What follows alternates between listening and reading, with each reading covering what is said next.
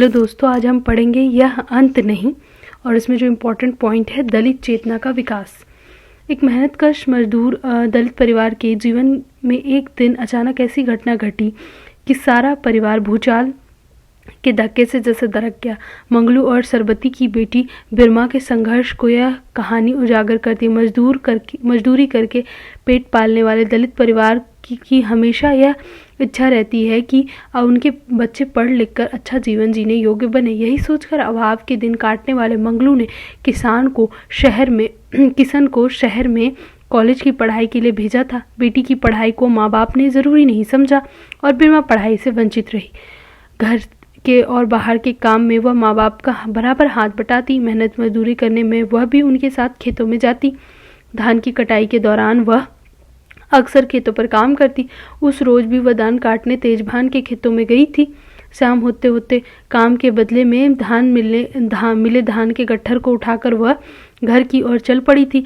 माँ ने उसे आगे इसीलिए भेजा था कि उन्हें और देर हो सकती है और घर जाकर शाम की रोटी भी बनानी थी। मंगलू ने कहा, तू घर जा, सांझ हो रही है, घर जाके रोटी पानी देख लियो, हमें आन में देरी हो जाएगी। बुग्गी ने धान लाद के ही आना होगा, तू चल। कच्चे रास्ते से सर पर धान का गट्ठर उठाए बिरमा घर की ओर चली जा रही थी। तभी उसने सचिंदर को बाग में बगीचे में खड़े होकर उसे ही घूरते हुए देखा। तब घबराई जरूर, लेकिन हिम्मत करके जल्दी जल्दी कदम उठाने की कोशिश करती रही।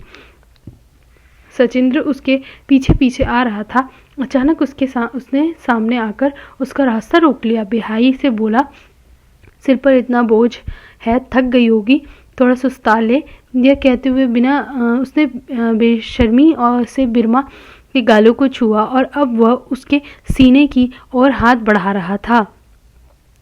बिरमा ने पीछे हटने की कोशिश की। संतुलन बिगड़ा, लेकिन बिरमा ने सिर पर रखा गट्ठर सचिंद्र के ऊपर गिरा दिया। अचानक हुए इस हमले से वह गड़बड़ा गया और सिर गिर पड़ा। जैसे ही उसने उठने की कोशिश की, बिरमा ने पूरी ताकत से उसकी जांघों के बीच वार किया।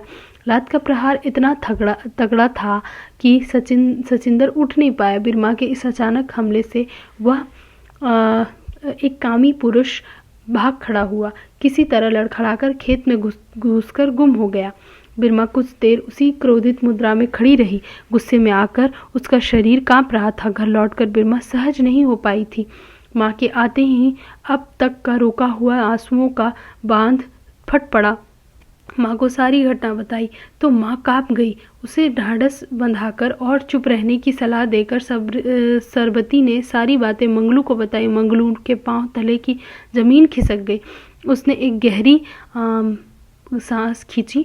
रात के गहरे अंधेरे में अपनी पीड़ा को घोलने की चेष्टा करने लगा। कुछ देर की खामोशी के बाद उसने सरबती से कहा, बिरमा को ठीक से समझा देना, किशन से कोई जिक्र न करे। माँ बाप के इस फैसले से बिरमा नाराज थी। वह अपने हुए अपमान को सह नहीं सकती थी, क्योंकि एक दलित स्त्री के सम्मान का प्रश्न था। अनपढ़ होते हुए भी बिरमा को अपने भाई किशन और उसके कॉलेज के साथियों की बातचीत सुनकर शोषण को न झेलने की सीख और प्रतिरोध की ताकत मिलती है।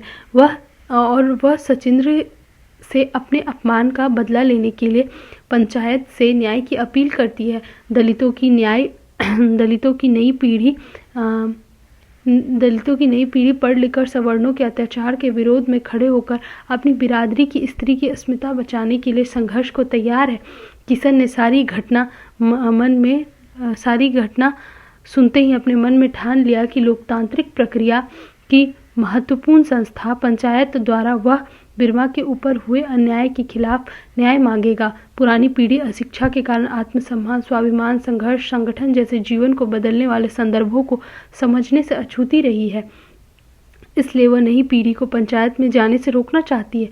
कहानी में पंचायती राज की लोकतांत्रिक प्रक्रिया के जातिवादी चरित्र पर प्रकाश डाला गया है। दलितों की नई पीढ़ी में अन्याय अत्याचार के खिलाफ एकजुट होकर अपनी हार को जीत में बदलने का विश्वास दृष्टांगत हुआ है। ओम प्रकाश वाल्मीकि अपनी इस कहानी के माध्यम से इसी सच को उजागर करना चाहते हैं। अब पढ़ते दलित स्त्री अस्मिता का संघर्ष। ग्रामीण जीवन में दलित स्त्री पर अत्याचार की घटनाओं की संख्या को देखकर लगता नहीं है कि हम इस सभ्य समाज में रह रहे हैं। जातिवाद समाज की बर्बरता, जाति श्रेष्ठता को दर्शाने का पर्याय बनी है। भारतीय अभिजात्यवादी सभ्यता, संस्कृति और वर्ण वर्चस्व की यह न खत्म होने वाली प्रवृत्ति 16 वर्ष फूलन देवी पर बेहमाई के 20 ठाकुरों द्वारा लगातार कई दिनों तक बलात्कार किया गया था। उसे नग्न करके संपूर्ण गांव के लोगों के समक्ष उसे कुएं के पानी भरने पर मजबूर किया गया था। दलित स्त्री के अस्तित्व पर अमानुष अत्याचार करके उसके अस्तित्व मिटा देने की बेमाई के ठाकुरों की जाति और वर्चस्व की निरंकुशता जातिवाद की घृणा की प्रकाष्ठा थी। एक अबोध असहाय किशोरी कामांध बर्बर पशुओं के आगे बेबस थी, लेकिन स्त्री के अस्तित्व और अस्मिता को नकारने, उसे अपमानित करने के कारण जो आग फूलन में भड़की थी वह 20 से 22 वहशी ठाकुरों को गोलियों का निशाना बनाकर ही ठंडी हो पाई थी। फूलन को इस समाज में नहीं बल्कि चंबल के बीहड़ों ने सहारा दिया था। समाज के कथित सवर्णों की बेरहमी, बर्बरता, पाशविकता ने फूलन को दस्यु सुंदरी बनने पर मजबूर किया था। एक स्त्री की अस्मिता का अपमान उसे क्या से क्या बना दे सकता है, इसका यह एक जीवंत उदाहरण है। इसे सवर्ण जाति अहम से ग्रस्त समाज को बोध लेना चाहिए। बिरमा के स्त्रीत्व का अपमान भी इसी प्रकार के जातीय से ग्रस्त कथित सवर्ण जमींदार पुत्र की मनमानी प्रवृत्ति को ही दर्शाता है। दलित परिवार के सभी सदस्य जब तक मेहनत मजदूरी नहीं करेंगे अपना घर नहीं चला सकते। बिरमा का सारा परिवार तेजभान के खेतों में धान काटने के काम में लगा था। शाम होने से पहले ही बिरमा को अकेले घर लौटना पड़ा। सिर का धान का गट्ठर उठाए वह तेज गति से घर की ओर चल पड़ी थी। काम करते हुए उसे यह महसूस हो गया था कि तेजभान का लड़का उसे निरंतर घूर रहा था। शाम को घर की ओर निकली बिरमा का रास्ता रोककर वही सचिंद्र खड़ा हो गया। न केवल उसका रास्ता रोका था बल्कि उसके शरीर से उलझने लगा था। बड़ी बेशर्मी बेहाई से बोला, सिर पर इतना बोझ है, थक गई होगी, थोड़ा सा सुस्ता ले। जैसे ही उसने अपने हाथ बिरमा को अपमानित करने के लिए उसके स्त्रीत्व को एक भोग की वस्तु समझकर बढ़ाए थे, तभी बिरमा ने उसकी जांघों के बीच लात से एक भरपूर प्रहार किया था। सचिंद्र ने एक दलित स्त्री को अपनी हवस का शिकार बनाना चाहा था, क्योंकि उसकी सोच में दलित स्त्री सम्मान की अधिकारी ही नहीं, वह उसे भोग की वस्तु के रूप में देख रहा था। भवरी बाई पर बलात्कार करने वाले कथित कामांध सवर्ण पुरुषों की यही प्रवृत्ति रही है। सचिंद्र इसी पुरोहितवादी परंपरागत जातिवादी मानसिकता से ग्रसित है और बिरमा पर इसी प्रवृत्ति के कारण वह अत्याचार करना चाहता है। बिरमा उसके लिए एक व्यक्ति नहीं, केवल एक वस्तु है। कथित सवर्णों पर सदियों पुरानी जातिवादी मनुवादी विचारधारा का प्रभाव कितना गहरा है, यह इससे स्पष्ट हो जाता है। स्वतंत्रता के बाद दलितों को मिली समानता, स्वतंत्रता और न्याय के अधिकारों का हनन बड़ी मात्रा में देश में होता है, लेकिन पुरुष और विधायकी संस्थाएं उत्पीड़ितों को न्याय दिलाने में कोई सक्रिय भूमिका नहीं निभाती, क्योंकि जातिवादी प्रवृत्तियों का प्रभाव इन पर भी उतना ही है। बिरमा को पढ़ने लिखने का अवसर नहीं दिया गया, लेकिन उसका भाई किशन कॉलेज में पढ़ाई कर रहा है। लड़की के प्रति दलित परिवार भी उसी प्रकार अनुदार है जिसका शिकार सभी आम भारतीय परिवार है। अपने अनपढ़ होने का उसे एहसास और दुख भी है। भाई और उसके कॉलेज के साथियों के बीच होने वाली बहस, विचार विमर्श वह ध्यान से सुनती है। उन्हीं के बातचीत में बार बार आते शब्द आत्मसम्मान, आत्मविश्वास, स्वाभिमान, संघर्ष, संगठन उसके लिए केवल शब्द ही रह गए थे। वह इनके अर्थ जानना चाहती थी। किशन से पूछती तो वह समझाने की कोशिश करता, लेकिन बिरमा को लगता कि वह समझ नहीं पा रही है। वह मन महसूस कर रह जाती। ऐसे क्षणों में उसको लगता काश उसे भी बापू ने स्कूल भेजा होता। किशन की तरह वह भी कॉलेज जाती तो इतनी बड़ी बड़ी बातें उसकी समझ में जरूर आती। अपने भाई की प्रतिभा से वह भी खुश थी। उसके जैसी बातें करने वाला गांव में कोई नहीं था। बिरादरी में तो क्या होगा। किशन को जब बिरमा ने अपने ऊपर हुए हमले की घटना से अवगत कराया तो उसके तो तन बदन में आग लग गई थी। बहन के अपमान को वह चेतनाशील युवक कभी भी बर्दाश्त नहीं कर सकता। माँ और बापू के मना करने पर भी बिरमा ने किसान को सारी घटना सुना दी थी। वह चाहती थी कि उसके साथ किए गए अन्याय की सज़ा शोषक सचिंद्र को जरूर मिले। किशन अपने दोस्तों से सलाह मशविरा करके अब इस अन्याय के खिलाफ संघर्ष करने को तैयार हुआ था। विचार विमर्श के बाद सभी की राय थी कि तेजभान ताकतवर आदमी है, उसके लड़के पर हाथ डालने का मतलब है आग से खेलना। सभी की राय थी कि सचिंद्र से सीधा टकराने की बजाय पुलिस से मदद ली जाए। पुलिस ने रिपोर्ट दर्ज करने से इनकार कर दिया, बल्कि अश्लील शब्दों में दलित स्त्री के साथ हुए अन्याय को बर्दाश्त करके चुप रहने की हिदायत तक दी। पुलिस के जातिवादी और घृणात्मक रवैये से किशन और उसके साथी हैरान ही नहीं हुए, गुस्से से भर गए थे। अब वे इस अन्याय की तह तक जाकर उसे उखाड़ना चाहते थे। बिरमा भी अपनी जगह अटल थी। गांव बिरादरी ने जब साथ देने से मना किया तो आखिर सहारा बचा था पंचायत का। किशन और उसके साथी इस जनतांत्रिक संस्था की मदद से समस्या का समाधान ढूंढना चाहते थे। काफ़ी सोच विचार के बाद प्रवीण ने सलाह दी बिरमा की ओर से पंचायत में शिकायत की जाए। प्रवीण पंचायती राज का परिष्ठर था। उसका कहना था कि पंचायत एक लोकतांत्रिक संस्था है, गांव की समस्याओं को निपटाना पंचायत का कर्तव्य है। इस फैसले से किशन कुछ असहमत था, क्योंकि वह जानता था प्रधान बिशन सिंह दलित होकर भी तेजभान का ही बिठाया हुआ मोहरा है और वह इस लड़ाई में बिरमा का नहीं बल्कि तेजभान का ही साथ देगा। लेकिन जनतांत्रिक मूल्यों पर उसका भी विश्वास था। एक अर्जी तैयार की गई। बिरमा से उस पर अंगूठा लगवाया गया। अर्जी लेकर किशन ही प्रधान के पास गया था। घटना की जानकारी होते हुए भी अर्जी लेने से आनाकानी करते हुए प्रधान ने पूछा था, किस लिए अर्जी दे रहे हो? किशन अर्जी उसके हाथ में थमाकर लौट आया था। अर्जी की बात खुद बिशन सिंह ने तेजभान को बताई थी और गुस्से में आकर तेजभान ने मंगलू को बुलाकर उसे डराया धमकाया था। मंगलू को लगा कि जिस बात का डर था वही हुआ था। बिरमा की बदनामी सारे गांव में होने लगी थी। स्त्री पर हुए अत्याचार की घटना का दोष हमेशा स्त्री को दिया जाता है।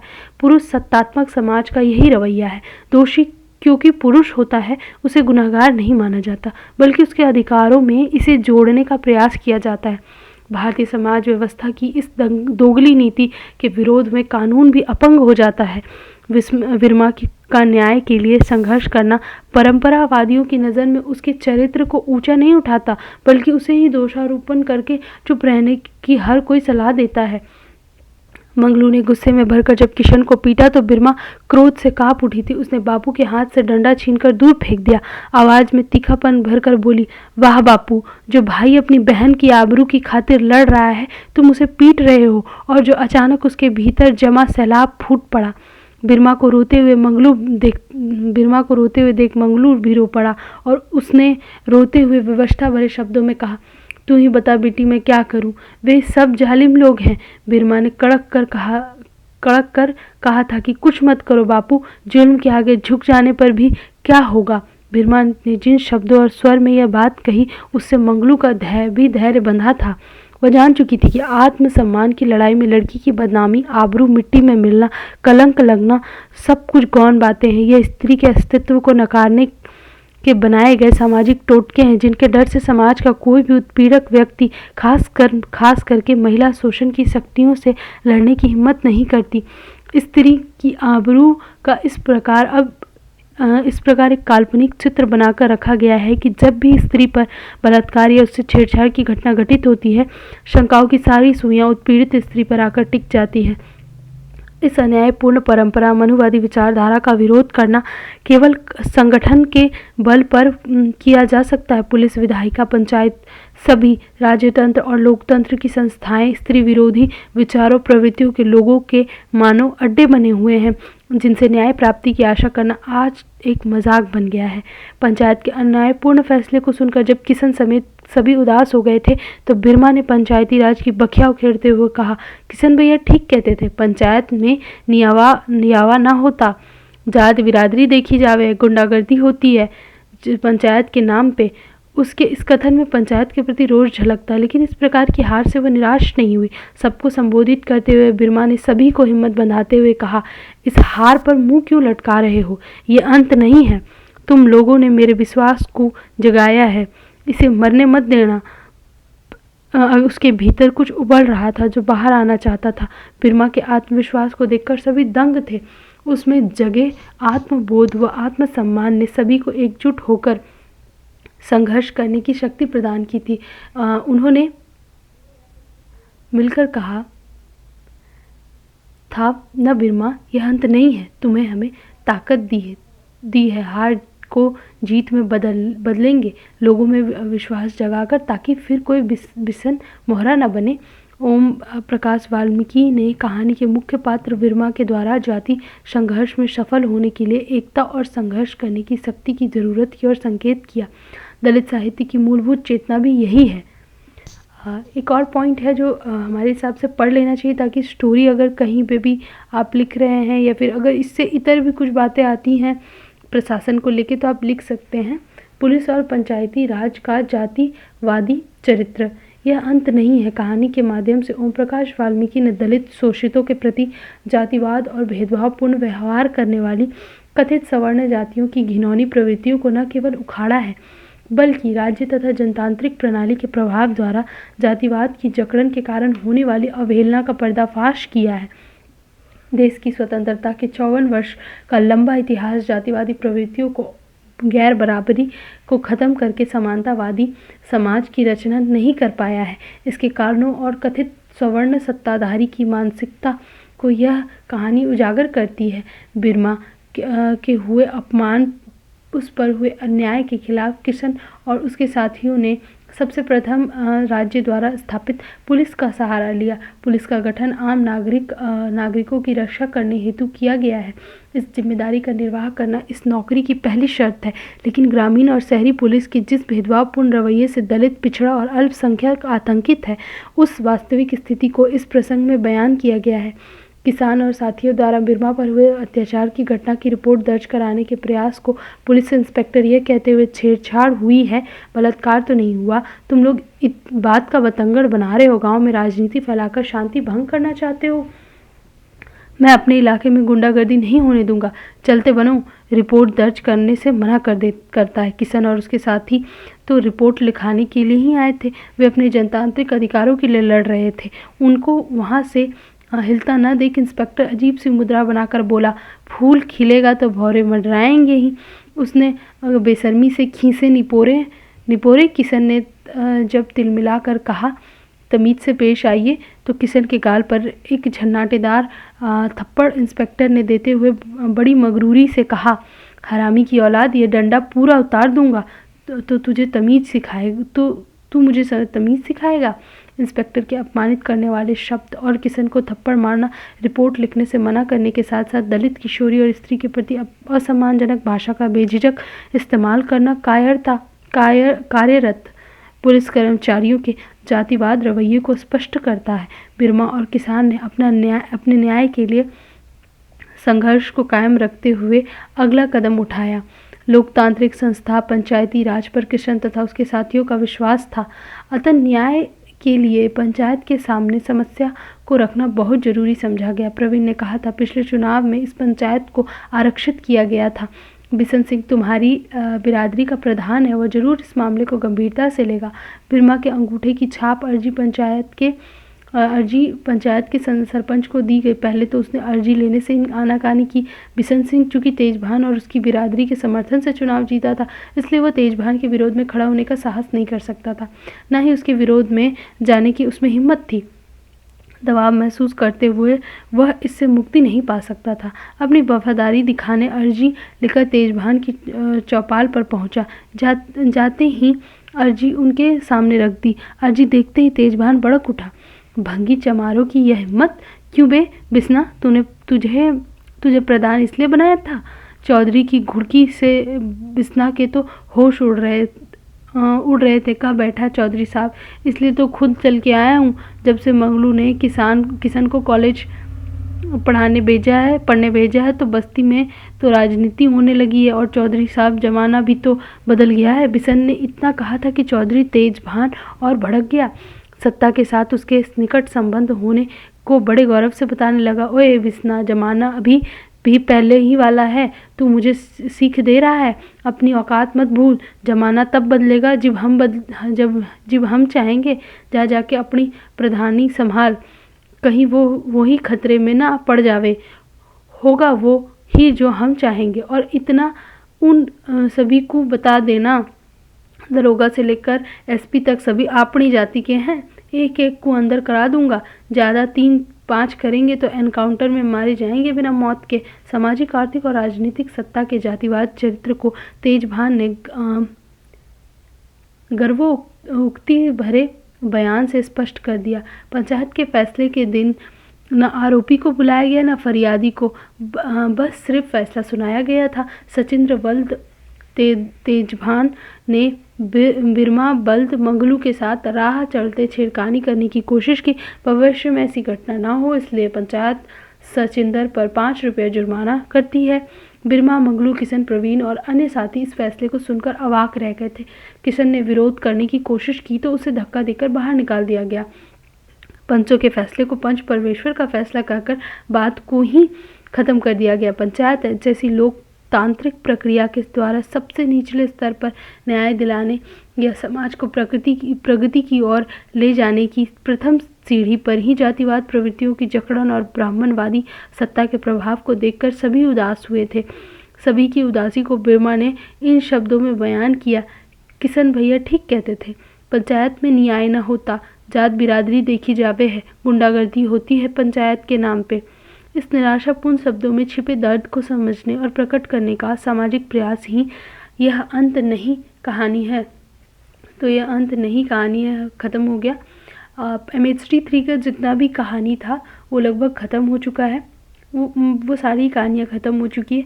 अब हम फिर एक नई सीरीज़ में शुरू करेंगे जिसमें अलग अलग कहानियाँ होंगी और उस सीरीज़ को भी आप ज़रूर देखें। तब तक इस जितने भी हमने वीडियोस बनाए उसे ज़रूर देखें और लाइक करें, सब्सक्राइब करें। Thank you.